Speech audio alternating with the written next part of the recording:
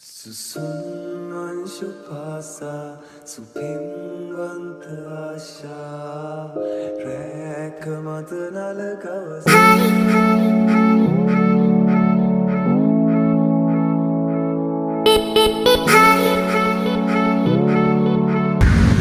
Hi guys, welcome to my YouTube channel. ඉතින් අද අපි දැන් යන්නේ Lotus Tower එක බලන්න. ඉතින් බලමු. හරිම අවුවයි අප්පා මෙහෙට. පැත්ත වගේ නෑ මේ කොළඹ පට්ට අවුවයි. කොළඹ අවුවයි කිව්වට දැන් මාතට චුට්ටක් කොළඹ වගේ අවුව වේගෙන තමයි එන්නේ. ඉතින් මම ඉස්සලාම තමයි මේ Lotus Tower එක බලන්න යන්නේ. අපි යම් බලන්න කොළඹින් අයට නම් මේක අලුත් දෙයක් නෙවෙයි. මොකද යාලා හැම වෙලේම දකිනවා යන්න පුළුවන්. දැන් අපිට දැන් අපි පැය 3-4ක් විතර එන්න ඕන කොළඹට. ඉතින් අද මම ඔයාලත් එක්කත් Lotus Tower එක බලන්න එකයි යන්න හදන්නේ. ලන්නතරම් මිරුකය ලස්සන වෙලා මට උයාලන් උනානම් සිත පිරේ සුන්දර වෙලා සතුටු වෙන තරම් ඔබ හින්දමන්. ඉතින් මම මේ Lotus Tower එක ගැන කියන්නම්. මේක 2012 තමයි ඉස්සෙල්ලාම මේක හදන්න පටන්ගෙන තියෙන්නේ. ඊට පස්සේ 2019 දී තමයි ඕපන් කරේ. හැබැයි මහජනතාවට බලන්න විවෘත කරේ 2022 සැප්තැම්බර් 15 වෙනි දින තමයි බලන්න පුළුවන්කම තිබුණේ. ඉතින් එන්ට්‍රන්ස් එක ඔයාන තමයි දැන් මේ යන්නේ. අපි ගිහින් බලමු මොනවද අතට තියෙන්නේ මොනවද වෙන්නේ කියලා.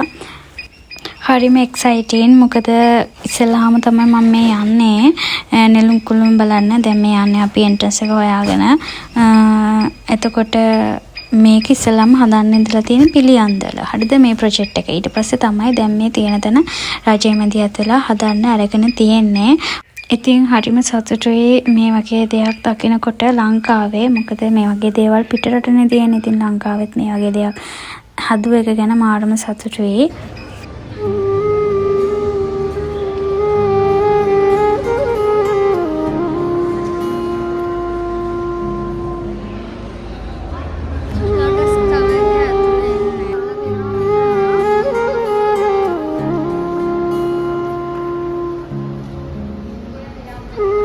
මෙතන ගියාම එන ලොකුම ප්‍රශ්න තමයි ටිකට්ස් ප්‍රයිස් කොහොමද කියලා. ඉතින් මම දැන් කියන්නේ ටිකට් ප්‍රයිස් වැඩිහිටියෙකුට රුපියල් 500යි ළමයෙකුට නම් රුපියල් 200යි. එතකොට ෆිස්කල් බූම් එක බලන්න යනවා නම් තව 350ක් ඇඩ් වෙනවා.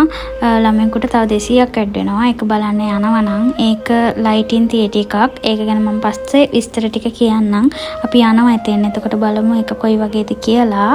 ඉතින් අනිවාර්යෙන් ඔයාලත් ඒක එක්ස්පීරියන්ස් කරන්න. එතකොට එතන 850ක සම්පූර්ණ ටිකට් එකක් තමයි අපි මේ දෙකම බලන්න යනවා නම් ගන්න ඕනි. දැන් මේ ඉන්නේ ටවර් එකේ අන්තිම ෆ්ලෝර් එකේ. ඒ කියන්නේ 29 වෙනි ෆ්ලෝර් එකේ ඉඳන් තමයි මම දැන් මේ ඔයාලට පෙන්නන්නේ. උසම තියෙන්නේ මෙතන. වව් කියන view එකක් තමයි දැන් මම මේ ඉසි බලන්නේ. එතකොට මම වගේ කෙනෙක්ට මෙතනින් බලන්න හරි අමාරුයි. මොකද උස මදි හින්දා. හැබැයි පොඩි ළමයිට නම් මේ වීදුරු සම්පූර්ණ වීදුරුනේ තියෙන්නේ. එතකොට මේ මම පෙන්න තැනින් බලන්න පුළුවන්. මේ මෙතනින් බලන්න පුළුවන් වුණාට මට බලන්න බෑ නෙතනේ. මම ඉතින් අමාරුවෙන් ඉසි බැලුවා. හැබැයි මාරම ලස්සනයි. මුළු view එකම පේනවා. ඒ කියන්නේ මුළු කොළඹම අංශක 360ක view එකක් තමයි දැන් මේ පෙන්නන්නේ. මාරම ලස්සනයි. මේක නයිට් එකේ නම් ලයිට්ස් දාලා මාරම ලස්සන ඇති. ආය දවසක එන්න ඕනේ එහෙම බලන්න. ඉතින් මම ඔයාලටත් කියන්නේ බලන්න නැත්නම් අනිවාර්යෙන් ගිහින් බලන්න ඕනේ. එක්ස්පීරියන්ස් කරගන්න ඕනිම දෙයක්. මේ දැන් හැමතැනම ගාඩ්ස්ලා දාලා තියෙන්නේ. මොකද මෙහෙ එතන ඉඳන් ස්කූල් ළමෙක් ඔයාලට මතකද දන්නේ පැන්නා. මතක නම් කමෙන්ට් එකක් දාන්න මතකයි කියලා. ඉතින් ඒ නිසා හැමතැනම ගාඩ් දාලා තියෙන්නේ. වගේ මේ වගේ ආවරණය කරලා සේෆ්ටි කරලා තියෙන නිසා කිසිම දෙයක් කරන්න මමත් කරන්න බෑ. මන් දන්නේ මෙතනින් කොහොමද එයා පැන්නේ කියලාවත්. බලනකොට බයයි එතන කොච්චර යටද කියලා. ඉතින් මෙතෙන්ද වලාකුළු නැති පැහැදිලි දවසක නම් සිරිපාතෙත් පේනවා කියලා කියනවා. හැබැයි මම නම් එදා දැක්කේ නැහැ. එහෙම එතන තියෙනවා. හැබැයි ඔයාලා ගියවොත් අනිවාර්යෙන් බලන්න පේනවද කියලා. ඉතින් මෙතන ඉඳලා ඊළඟට අපි යන්න හදන්නේ යනකන් තේරුන්නේ නැහැ කොහෙද යන්නේ කියලා. බලමු අපි කොහෙටද යන්නේ කියලා. එතකොට කියන්න ඕනේ මේ නෙළුම් කුලන තමයි දකුණු ආසියාවේ වේගවත්ම ලිෆ්ට් එක තියෙන්නේ. මීටර් 243ක උසක් තප්පර 48ක වේගෙන් තමයි මේක යන්නේ. එතකොට ලිෆ්ට් එකේ යනකොට අනිවාර්යෙන් ගයිඩ් කෙනෙක් ඔපරේට් කරනවා. අනිවාර්යෙන් ගයිඩ් කෙනෙක් අපිත් එක්ක යනවා. මොකද උසම ලිෆ්ට් එක නේ, ඒක නිසා වෙන්නේ නැති එහෙම වෙන්නේ. මොකද මොනාරි ප්‍රශ්නයක් වුණොත් එහෙම යාළුවා ටක් ගාලා ඒක දැනුම් දෙන හින්දා වෙන්නේ නැති. ඊට පස්සේ මේ තමයි මම අර කියපු ෆික්සල් බ්ලූම් එක. මේකට තමයි අර 350 ටිකට් එක ඇඩ් උනේ. ඉතින් මේක දකුණු ආසියාවේ ඉස්සෙල්ලාම ඩිජිටල් ආර්ට් ටික තමයි මේක. ඉතින් මේ ගැන කතා කරොත් මේක ඉස්සෙල්ලාම යනකොට නම් තියෙන්නේ බස්නාහිර පළාත ගැන, කොළඹ ගැන පොඩි ඩීටේල්ස් තියෙන මූවි එකක් තමයි පෙන්වන්නේ. ටිකක් කලා යනකොට ඇත්තට මට නම් බෝරින් වුණා මෙතන. ඉතින් මෙතන ඉඳගෙන බලාගෙන ඉන්න තමයි තියෙන්නේ. කොමරි විනාඩි 10කට කිට්ටු වෙන මං හිතන්නේ තියෙන්නේ නැති. ඉතින් අපි වැඩි වෙලාවක් ඒ චේම්බර්ස් එකේ රැඳලා හිටියේ නැහැ. අපි ඊළඟට හැන්සම් චේම්බර්ස් එකට ගියා. ඊළඟට මොනවද තියෙන්නේ කියලා ඇත්තටම අපි ඔතෙන් යනකොට ඕකේ ඇතුලේ මොනවද තියෙන්නේ කියලා කිසිම දෙයක් දැනගෙන නෙවෙයි ගියේ. ඉතින් මේකේ යටත් විචිත ගැන පොඩි මූ එක්කුත් පෙන්නනවා ඒ ගමම්ම.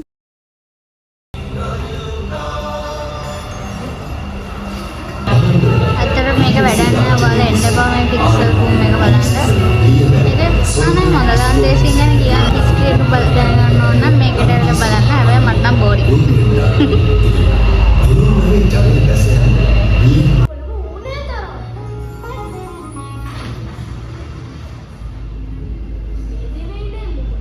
මම එහෙම බෝරින් කියලා කියන්නේ මම ඊට පස්සේ තියෙන්නේ මොනවද කියලා කිසිම දෙයක් දන්නේ නැතුව.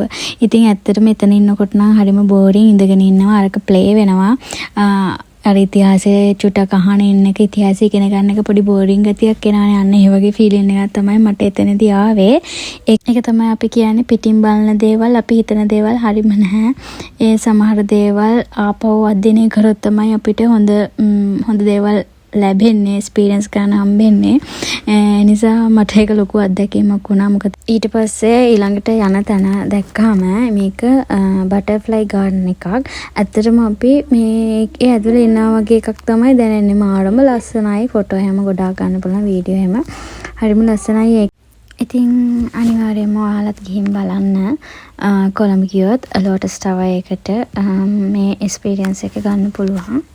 එතකොට මෙතන මේ සෙන්සර් තමයි මේ සෙන්සර් විදියට තියෙනවා. අපි කරන මූවමන්ට් එක අනුව මේ කියන්නේ අපි කරන මූවමන්ට් වලට අනුව ඒක බටර්ෆ්ලයි වැඩි වෙනවා, අඩු වෙනවා, එක විදිය තියෙනවා. ගියාම මතක් කරලා ඒව කරලා බලන්න අනිවාර්යෙන්. පෙම්බිලි සටනේ නොයමි පෙරදිලා මානුඹ ගත්තෙමි දියුරා.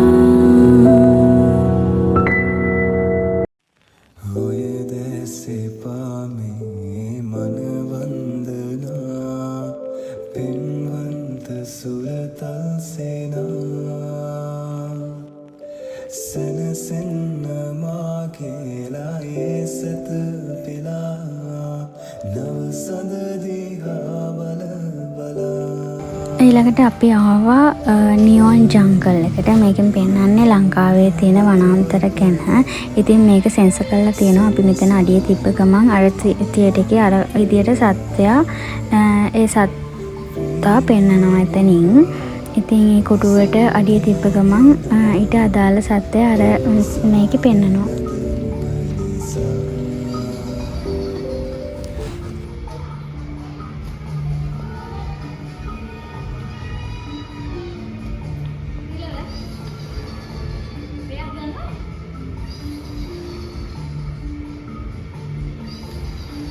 Enak apa?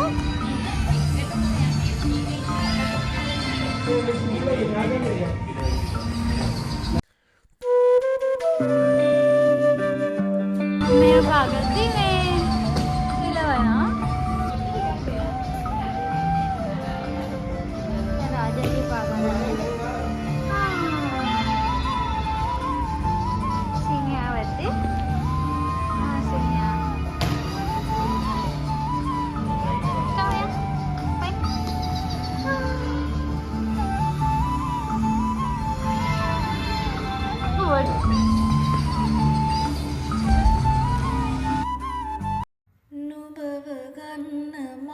මේකේ තියෙන්නේ hand sense එකක්. මේකේ මේ අතින් එහෙට මෙහෙට කරද්දී ඔය පාට පේනවා එහෙට මෙහෙට වෙනවා එහෙම කියලා කියනවා. ඒත් මට ඒක කරන්න මිස් වුණා. මම මිරර් එකක් දැක්කට පස්සේ ඉතින් ගෑල්ලමෙක්ට මිරර් එකක් පේන්න බෑනේ. ඉතින් මම ඉතින් ඒව වීඩියෝ කර කර හිටියා.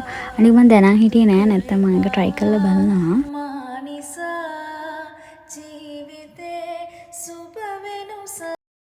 ඊට පස්සේ අපි ඒ දෙක විතරයි ටිකට් ගත්තේ. කල අපි ආවා.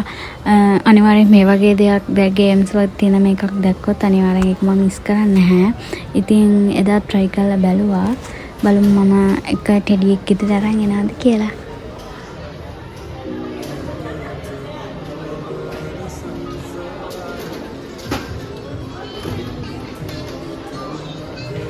try කරමුද? මේකෙන් දාන්න ඕනේ රුපියල් 100. හරිද?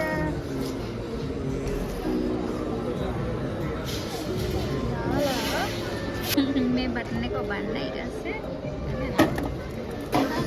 අපි ගමු.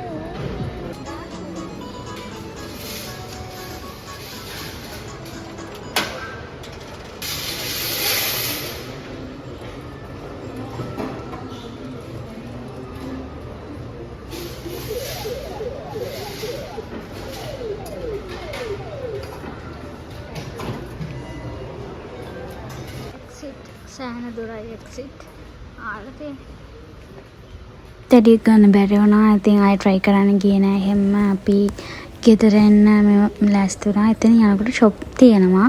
ඔයාලට ගන්න පුළුවන් දේවල් එක shop restaurant ඒ හැමදේම ඒක ඇතුලේ තියෙනවා. අපි ඉතින් වැඩි ඇවිත්ේ නෑ. මොකද හවස යනකොට මං ගෙදර එන්න ඕනේ. ඒ නිසා ඒ ටික බලලා තමයි ආවේ. අනිවාර්යෙන් ඔයාලා යන්න ගිහින් බලන්න එක්ස්පීරියන්ස් එක ගන්න කියලා මම කියනවා.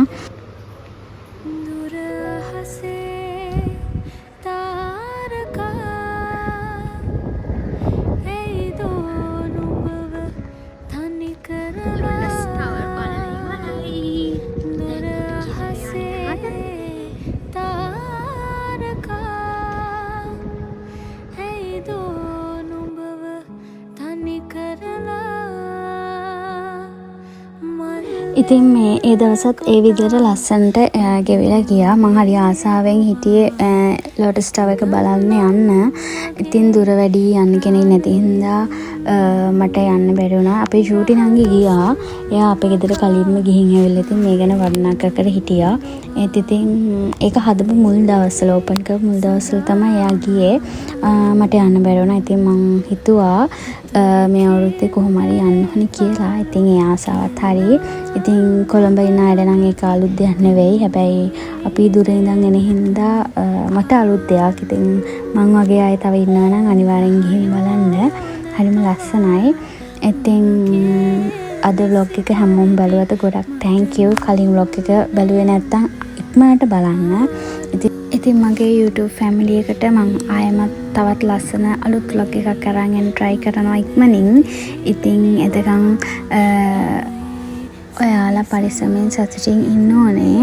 මම ඉක්මනට ලස්සන vlog එකක් අරන් එන්නම්. හැමදාම මගෙත් එක්ක එකතු වෙන හැමෝටම මං හරි ආදරේ. එහෙනම් හැමෝම පරිස්සමට ඉන්න. bye.